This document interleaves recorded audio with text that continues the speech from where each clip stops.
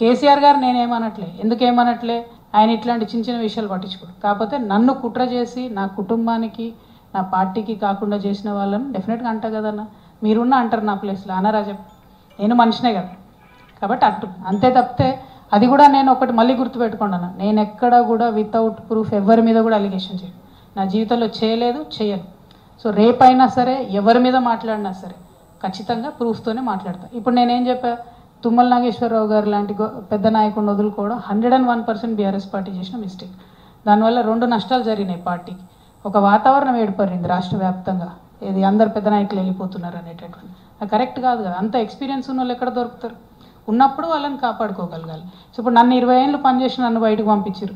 So అదే పార్టీలో ఉన్న వాళ్ళు ఆలోచించారు, అన్న వాళ్ళ బిడ్డనే బయటకు పంపించారు, మా సంగతి ఏంది అనుకోరా, అనుకుంటారు కదా. సమయం సందర్భం వచ్చినప్పుడు ఎగ్జిబిట్ చేస్తారు ఎవరన్నా కూడా.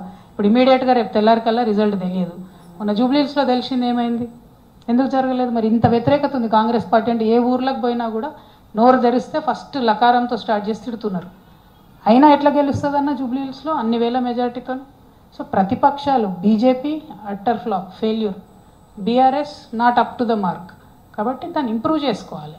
ప్రతిపక్షం లేనటువంటి ఏ రాష్ట్రం కూడా బాగుపడలేదు. ఈ దేశంలో కూడా ఇవాళ వెనకడుగేస్తున్నాం మనం.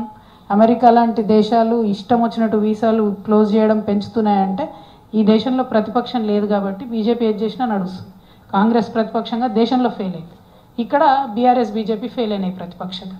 బీహార్లోనేమో ఘోరం ఓడిపోతుంది కాంగ్రెస్, ఇక్కడనేమో 25,000 మెజార్టీతో గెలుస్తుంది. How is it possible?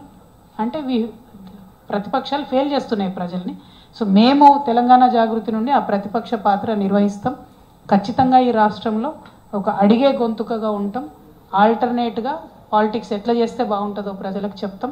మహిళా నాయకత్వాన్ని పెంపొందిస్తాం, యువకుల నాయకత్వాన్ని ప్రోత్సహిస్తాం. ఖచ్చితంగా అన్ని వర్గాలకు ఎవరైతే అధికారానికి దూరంగా ఉన్నారో వారు అధికారంగా దగ్గర అవ్వడానికి మా శాయశక్తిలో మేము ప్రయత్నం చేస్తాం. అంటే ప్రధానంగా ఒకటి బ్రదర్, మీరు కరెక్ట్ క్వశ్చన్ అడిగారు.